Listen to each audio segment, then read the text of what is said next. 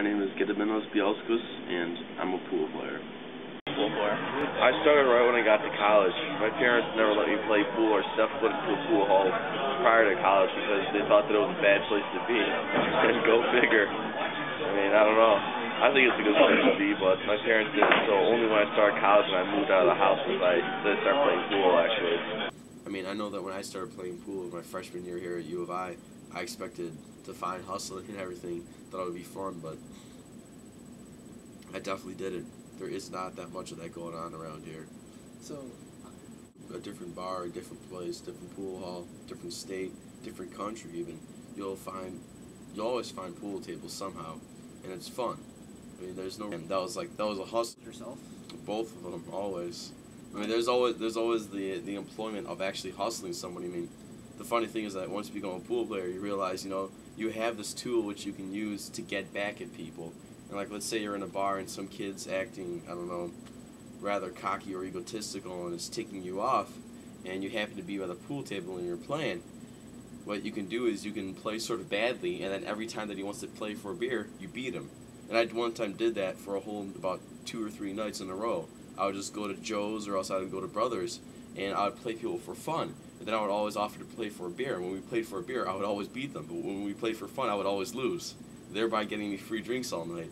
I mean, that was like the furthest extent I've ever hustled at. I mean, but in terms of getting hustled, I definitely have gotten hustled a couple of times. I mean, I used to play in this room called the Green Room out in Lyons, Illinois, and I knew the owner pretty well. It's this older Italian fellow named Louis, and a guy walks in and he offers to play me some cheap sets for $1, and I'm like, sure, why not? Playing for $1 is fun. It's cheap, it gets a little exhilarating, gets your heart pumping a little bit, and we're playing, and he slowly starts pushing the bet up and up, and I finally got to the point where I was playing, like, I think it was like $15 or $20 games, like, for each game, so a set came out to like 60, 70 to 100, and like, at the end of it, I realized, you know what, this guy is taking the last load and he's leaving, so I ended up losing a bit of money that day, but it was pretty interesting to learn from that.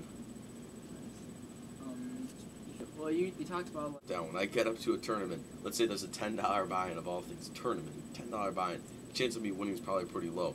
I always get the butterfly in the stomach feeling, I love it.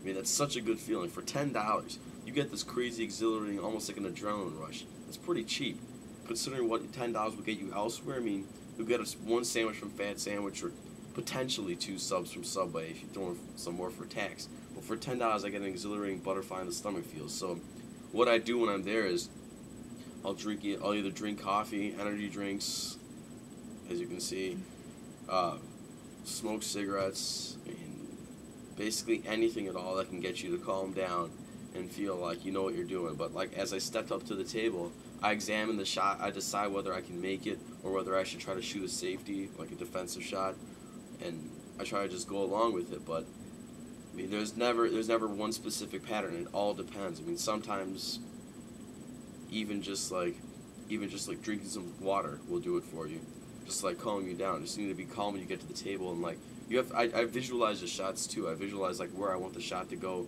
and what are the potential problems that could go with it. And by doing that, like, I tell myself, okay, I know how to do the shot, I know how to execute it, so let's try to get this done. But it's not always that easy. I mean, sometimes a straight-in shot just looks crooked, but it's not. Yeah, that's why I pay the $10 and sit there, and knowing that I'm probably going to lose. I mean, some of the people I play against in tournaments, to beat them one-on-one would be nearly impossible at this point in my life. But I still get an exhilaration from knowing that I'll have a chance maybe to beat them. That's pretty fun to me. It makes you. It's a different mentality that you have to keep up somehow differently. So it's. So a lot of the thrill that you get is mostly because of the risk factor, instead of like. I guess you could call it the risk factor. I guess you could say psychologically, I'm afraid of losing my $10, but I actively know that I'm not going to get my $10 back. I mean, some of the tournaments I play in, there's no way I'll beat the best players. There's very little chance. I mean, I'll try my best. I'll do what I can, but it's almost like self-handicapping myself. But at the same time, I mean, I've gotten into the money at tournaments I never expected to before, and got either my entry fee back or maybe $1 or $2 more. And yeah, definitely I pay for the exhilaration feeling. I go there knowing I'll get that, and I enjoy it. What happens, like, if you ever, like, break that mental... Learn from experience, the best thing to do when I lose focus, when I'm going down to shoot and I'm actually leaning down to start cueing, I'm far better off just getting back up, looking at the shot, or getting back up, going around the table, wiping my hands down, drinking my drink or whatever, and just going back, trying to approach the shot again. Because if you lose focus, I think that's one of the most essential parts of winning in 9-ball or 8-ball or any other pool game. It's just that when you're getting down on the shot, you know what's going on, you know what you want to do. So if you lose focus, restart is a good idea. So before you make any decision, you always focus on. You can't. If you feel remorse for somebody, you can't be a hustler. Your sole job when you're hustling is to trick somebody, is to try to make them think, hey, I think I can still beat this guy. But in hustling, you can't care about the other person. If you do, you're already losing. Because the mental game of hustling is to trick somebody continuously, to act like their best friend, but be the person who could stab them in the back with 40 knives. So you have to do it all with a smile on your face and have them convinced that they're doing the right thing.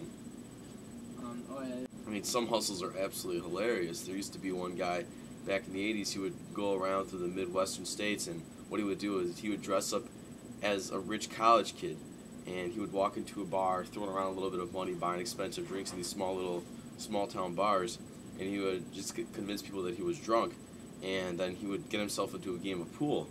And the first game he would lose, and then he would just start upping the ante all the time until he got to the big games. He got $100, $200 a game. And he would play them and just wipe the table on until the whole bar realized they had been taken. And I mean, one of my favorite ones was this: a guy walks in, he starts drinking a lot, walks in with a very junky looking cue. He walks in with a cue though. This kid will walk in with a cue tech. He'll sit there getting drunk, mouthing off to everybody that he can, basically trying to get on everybody's nerves. Oftentimes, when people are ticked off at somebody, they'll try to, I guess, not necessarily shark them, but sort of scare them by betting a large amount. They'll be like, hey, let's play $100 a game right now so you can shut your mouth. But what can happen is that this guy in this hustle would specifically, he would just basically say, oh, let's do double, let's do 200. And essentially at that point, the person who called him out would usually realize, you know what, I just messed up big time, I'm about to lose a lot of money. Because it would become obvious that the kid was just going to take him. And like the hustle doesn't require that it has to be like all the movies where the guy comes in and plays low dollar sets and plays high dollar sets. All you have to do essentially in a hustle is convince somebody that they're better than you until they place a wager. And after the wager is placed, you can screw them over however you want. I mean, the point is to show them that you tricked them mentally. I mean, some people pay up to $20,000 for a cue. That's a car. I mean, you could buy yourself a new car for $20,000 these days. Some people will buy a cue at that value. Also, people love to have precious metals, precious leathers. For instance, having like a lizard wrap on the cue, the place where you hold it. Usually on a cue, on a bar cue, there's nothing on it. It's just like slicked down or painted. But on a custom cue, you can sometimes have a lizard wrap where your hand goes to be supposedly more comfortable. Also, people will load up a cue with ivory. I don't know where they get it. I don't know how they get it, but you have a bunch of ivory put in inlays within the cue to make it look nicer. Those kinds of things will cost money. There definitely is a sense of pride, and there definitely is a different feel to every cue that you shoot with. What intimidates me the most is when somebody will walk in, they'll pick up a bar cue and they'll make a fool out of anybody else on the table, because that means that they really don't have the mentality that, hey, I need this nice cue or this well-crafted cue to shoot well. I'll shoot well with whatever you give me. Player that I idolize, I definitely enjoy Corey Deuel. I think the guy, I like the way he shoots. I like the way he dresses. I like a lot about him. I like his attitude. But there's plenty. I mean, apart from Corey Deuel, I definitely love watching Alex Pagulayan.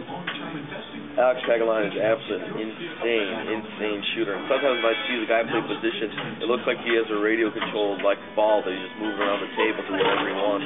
Sometimes it just doesn't look real to me. That's why I definitely idolize him. But there's many players, I mean, but those two definitely pop up to the top of the list for me.